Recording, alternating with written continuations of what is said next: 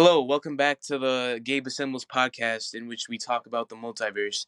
Today I'm here with my friend Jack. Jack, would you like to introduce yourself? Hi, I'm Jack, a student at our local high school, and today we're going to talk about multiverse and the science and math behind it. Yes, we are indeed. Today we're going to focus more on the mathematical and scientific aspects of the multiverse, contrary to the last episode in which we talked about more on its truths, its horrors, its religious aspects. So, how can we use math and science to learn more about the multiverse, which is my first question I want to ask you today? To find the multiverse, you would have to go out and search for the multiverse, and then you need to detect the multiverse. Which detecting basically mean that you need some sort of um, electronic fields or magnetic fields to detect them, and by other science you need the technology to travel at a certain speed to go far enough so that we can eventually reach those multiverses. Those are the two aspects that we have to accomplish in order to get to the multiverse. And when you say that we need like a high speed, do you mean that we have a spaceship and you want to travel in at like the speed of light, like away from Earth, and then when you come back, you'll be like sort of in the distant future? Yeah, you'll be in a distant future, and your age would not you won't yourself. The ones in the spaceship won't actually age, due to the because if you're traveling at the speed of light, you basically your age they don't change as much as they do when you have live on a normal speed. So yeah, that's time more of a time traveling technique instead of just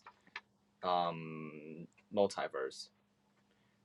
But in order to find that, you would want to travel as fast as you can, and it is quite impossible to just achieve the speed of light, but we can at least work towards that direction. But when you do that whole method of speeding yourself up and coming back, can that kind of like break you off into a different timeline?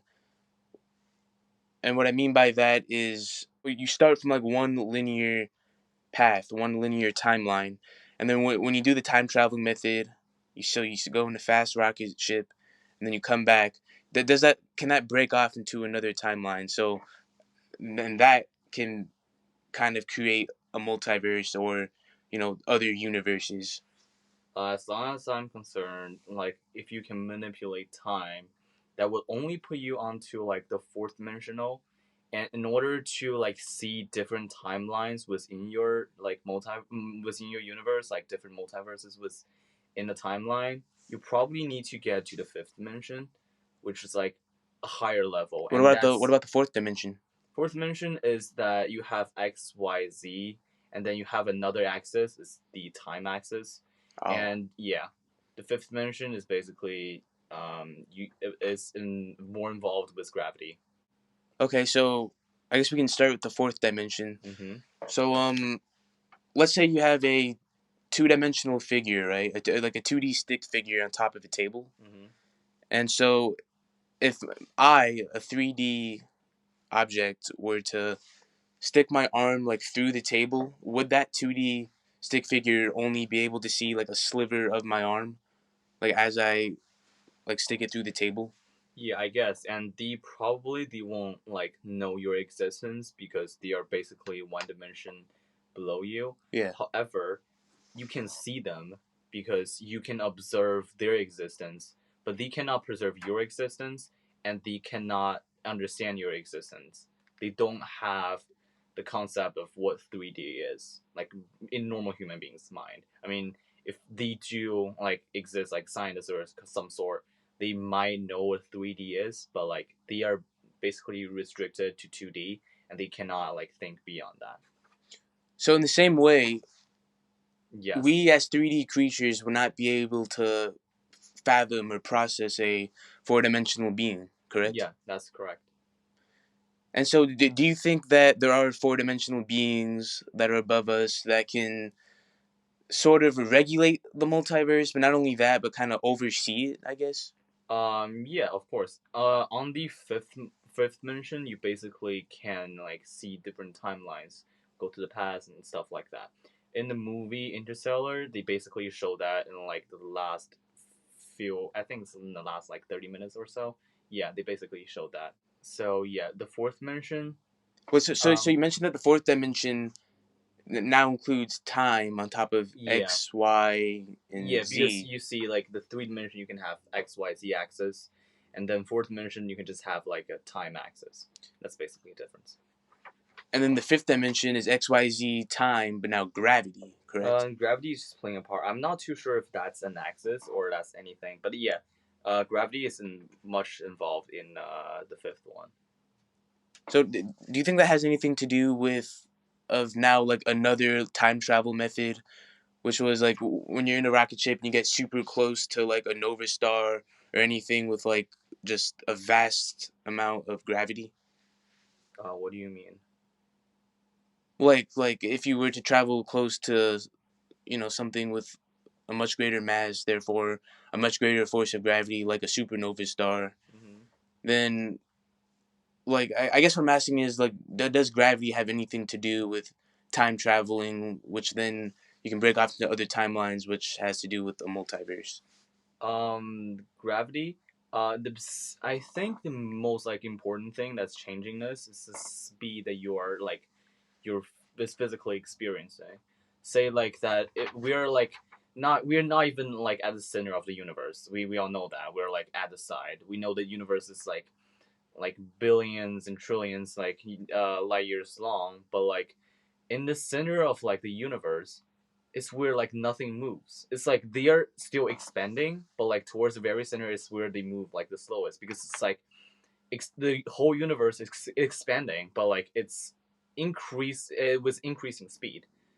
So towards the center, it's not as spread out, as not like less movement than the rest of the universe. And those people, in belief, if they are having a much slower speed, they're like meant to be, these experienced less time because they are way more slower. So yeah, so time definitely has a like impact on like stuff like over the universe. Yeah. And so you mentioned how like big the universe is, and like Mm-hmm. you can just zoom out like further and further. It's Mm-hmm. infinite, right? And so when you start to zoom out, like can you start seeing some pretty crazy things, like maybe the cosmic web or the intergalactic web?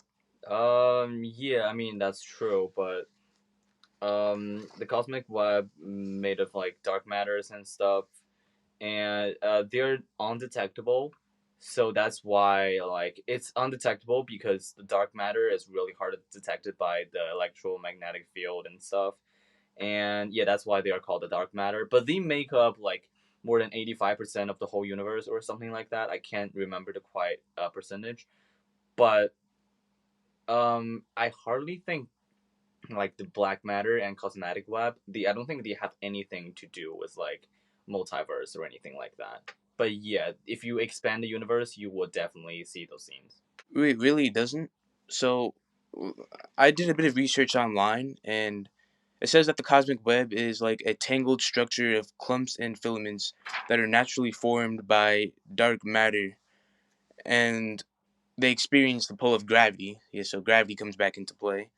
But better yet, there's a cosmic web of universes, which is the galactic filaments that form along and follow web-like strings of dark matter.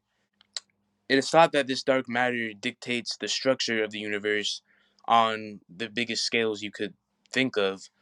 Yeah, So, because it's like most of the what the universe is made of so course. do you think that this structure that it can create has anything to do with a multiverse?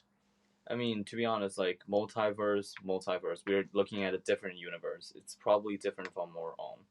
Like the cosmetic, cosmic web is just like one thing that's in our universe. We don't even know if it's 3D or 3 dimensional or 4 dimensional yet. I mean, multiverse is probably beyond that, of my understanding. And it said that the cosmic web of universes has to do with the strings of dark matter. Can you talk to me about string theory?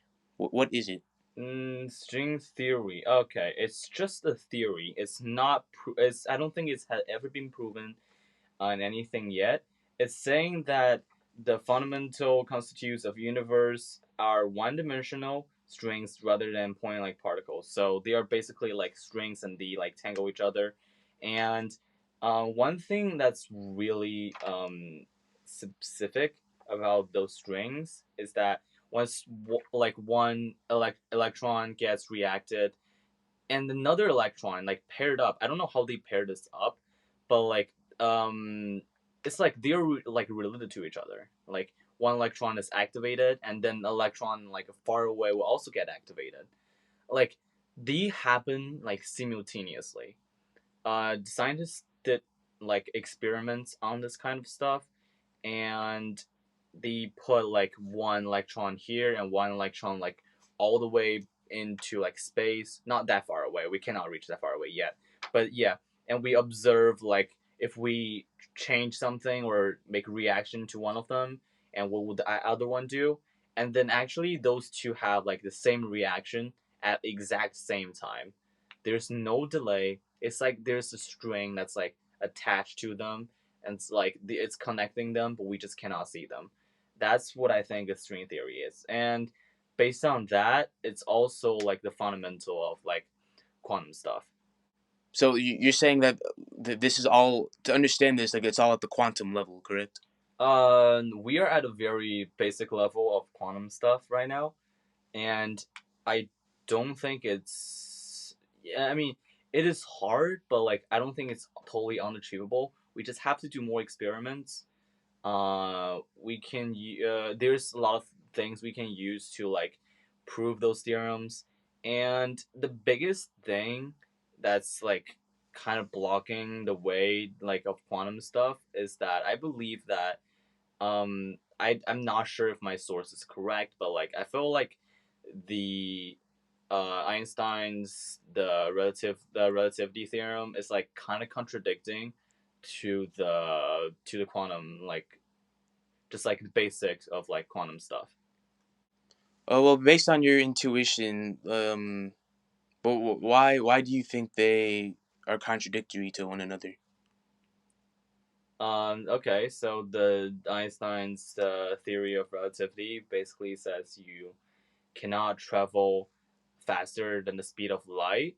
I mean, that's the way I think of it, because if you want to like make two things react to each other, like one electron on this end and one electron like really far away, and you want them to like react to something at the same time, there has to be a way to like conduct a signal between this electron to that electron, right?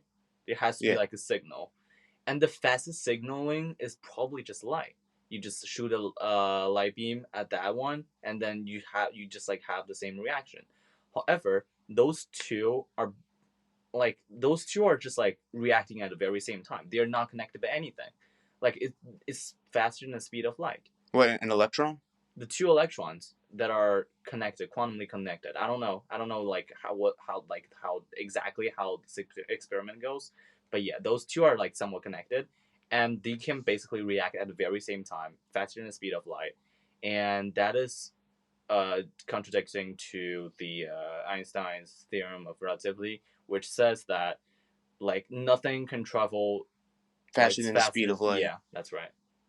So maybe in our physical world or reality, we can't travel faster than the speed of light, but maybe at the quantum level we can. I'm not too sure about that. Uh, if we want to travel in the quantum level, I guess that will actually take a very long period of time to like accomplish. Yeah, and traveling in the quantum like universe, not too sure how that works. So, Jack, have you, now that we're talking a lot about the quantum level theory, have you seen the movie Ant-Man and the Wasp: Quantumania? No, in fact, I barely like believe in like any of the Marvel movies and whatever like superhero movies. I Mm-hmm. felt most of them are just like they just sound very impressive and they have like a world setting of themselves. But I like those hardly like not hardly, but like most of them don't like stand a point like in real world. I felt like I'm not too sure if there's any like scientific stuff like behind like all of them that can be definitely explained by human beings, but like I mean, if you can already achieve like those stuff in the movie, like like all the theorems behind it, why can you just like apply to real world, right? Yeah. Yeah, it's definitely they definitely made something up or like assume something would happen, and because of that assumption, they make something that can create superpower basically. Yeah, so like they skipped like few steps a few steps Yeah. from our own like basic physics, chemistry, like basic science stuff, and then they were just like in different level and they just like construct on that level, but they did not connect like a way between our science and like basically the movie science. Yeah, so I would say like if you want to have like a serious exploration about like the multiverse, the Marvel movies and like the other like superhero movies are, I don't think they are like the right way to approach it. Yeah, I mean, when researching the multiverse, we obviously want to know as much as we can. Yeah. So you don't think that information is presented very well or even not accurately in pop culture nowadays, like in Marvel movies, like Quantumania, like Spider-Man: No Way Home, like say the television series Loki, or the movie Everything Everywhere All at Once, or even other various cartoons that use the multiverse as a concept. I mean, the concept multiverse is like very basic. Like you can Yeah. explain it to someone in like 2 seconds. Like just say, "Oh, a multiverse is just basically you, and you can see another you in another universe, and that's basically a multiverse." But like that's just like in our dreams. Like if the like say, oh, like a portal like appeared and we just have to go there and we go to a multiverse, Yeah. like that's not how it works. So not to stray away from the topics we want to cover on this podcast, but the way it's presented in media is more philosophical, which is the idea of multiple worlds. Philosophical, you can say, but like more like um they trying to build onto this world instead of like actually like going deep into like the theorems like how these worlds are made. So one thing that we didn't talk about yet was black holes and I guess white holes. Yeah. The thing about those two is that it's always considered that like the white hole is like somewhat connected to the white hole, so that if you go into a black hole, you basically get expelled from a white hole in another place. If you are like, I don't know like what preparation you have to make, but like you if you safely make it to the other end, you basically like skip a long distance. Like you can basically like do like space like basically teleporting, By using a black hole.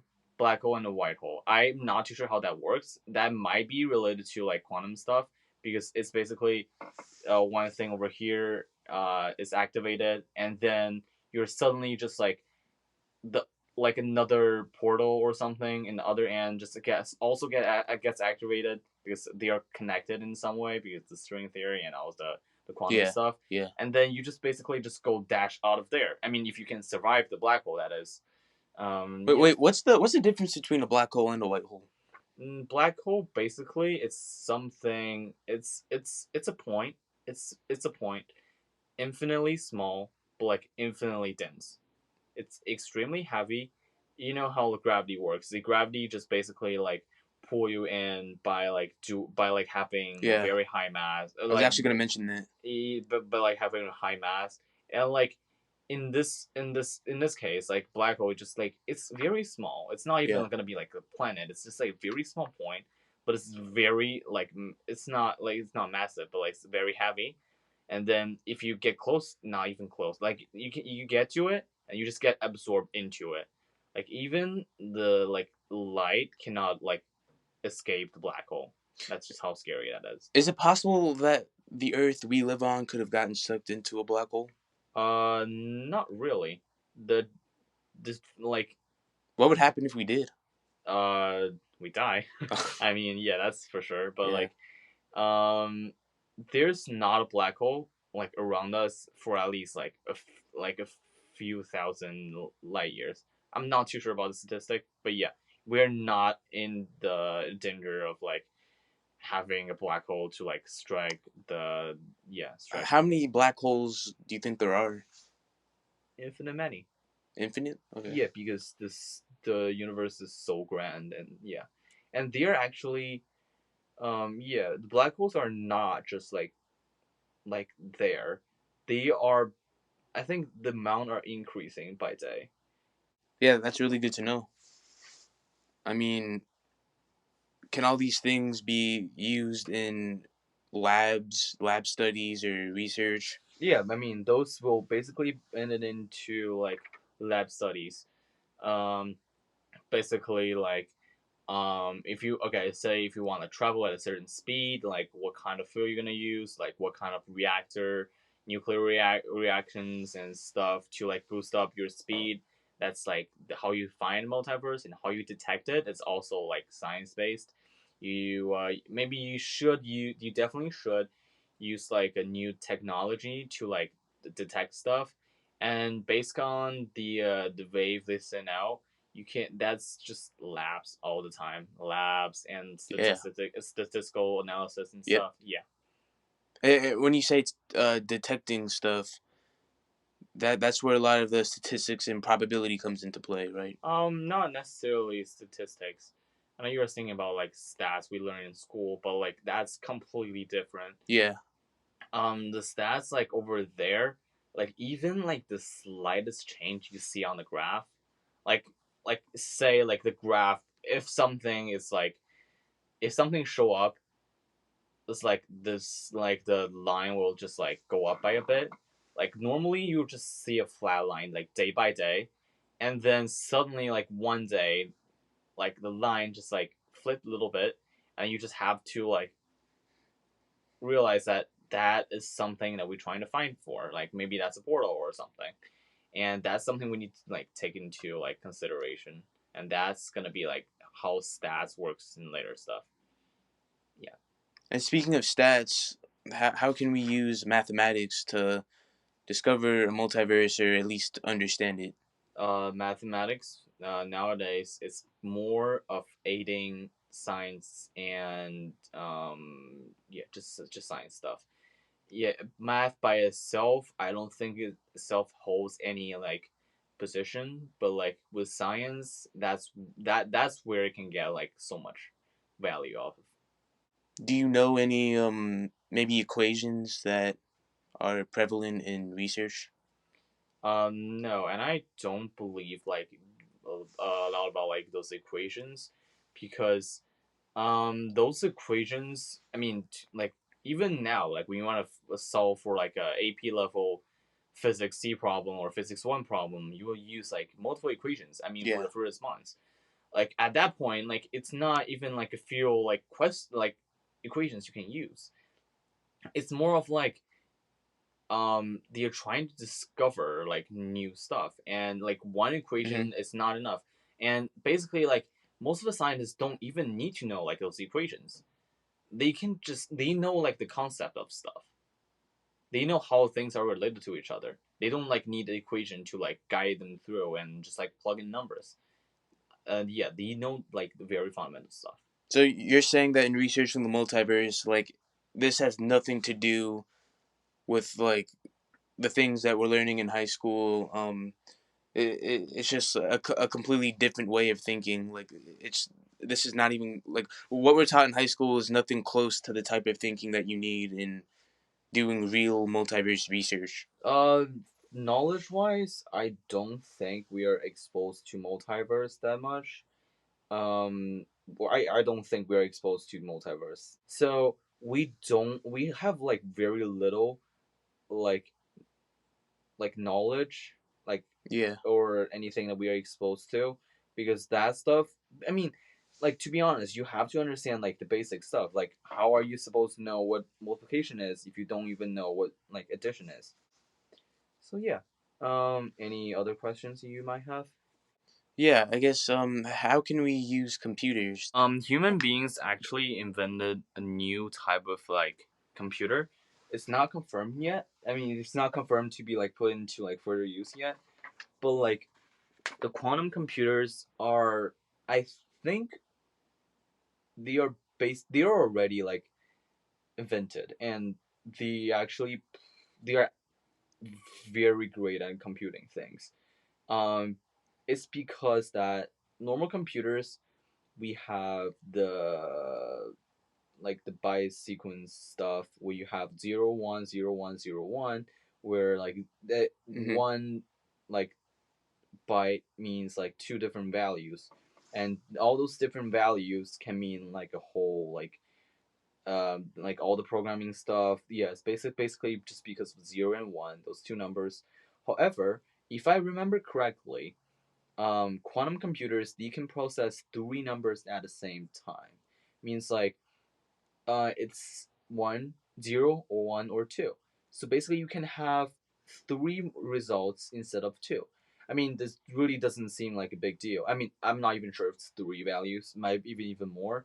And but like 2 to 3, like one doesn't seem to be a big matter. However, um, when combination takes in place, like maybe if you have like 1,000 gigabytes or like 1 million of those 0 1 0 1 0 1s, the combination can be like two to like a million.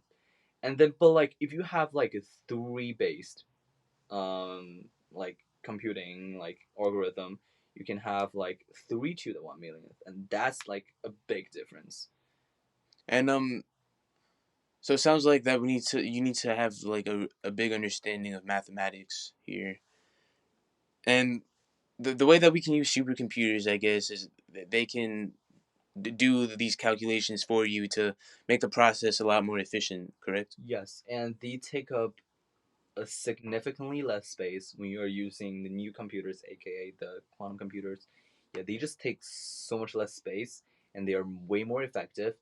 And if you want to like make a computer, let's just say, because you know those like professional like study computers, like they're gigantic. Even now they're gigantic, and then like you see like later on, like even like very small quantum computer can do like most of the stuff that like the big ones can do. And if we make a like quantum computer out of like that big, they're gonna compute like basically like everything, or not everything, but like a lot of things that's like odd for mind can like think of right now. It's pretty exciting, right? It's pretty exciting. And I guess even beyond research, if we were to not only find the multiverse, but then go on to explore it, how can we send people to do that, like in a safe manner? Oh, um, talking about that, uh, there's I don't know what's like the scientific name for it, but I've heard of this theorem that um the spaceships later on they can use the freezing technique to store human being, and it's not okay. It's not only viable in like Earth. It can also do that in the space. Like you can basically freeze people up, and by freezing them, you're basically setting them like they're like they won't grow old, they won't age, all like the organs and like systems within their body will not like age, and they will just not damage at all, and then they basically will just stay at that age for a very long period of time. And if that technique is more like viable or easier to like carry on to a spaceship, you can basically like say if your trip from there to another portal is like 100 like light years, right? It's very long distance, and your spaceship can travel like what, like 1/10 speed of light. So you basically need 1,000 years to get there, right? Like, how would you Yeah, survive those 1,000 years? Like, it's 1,000 years for you guys, and it's not even for like the guys that's like on Earth. That I don't even know how many, like how long those are gonna experience. So how are you gonna survive that 1,000 year? The by way, freezing. yeah, you freeze yourself into like a room with like water all around you. Like nothing in your body will like progress any further, and like by the time it's almost there, you unfreeze yourself, and you can basically just walk out and just like within like nothing happens. Wow, Jack. I mean, using things like math and science that are entirely factual to discover something that's purely theoretical is extraordinary to me. And discovering the multiverse would change math, physics, and other fields in science forever. All right, Jack. So we covered a lot today on this episode, and yeah, I just want to thank you for coming. It's my pleasure. And before I end this episode, I would like to once again end with a quote. And this one says, "I think of space not as the final frontier, but as the next frontier. Not as something to be conquered, but to be explored." Thank you.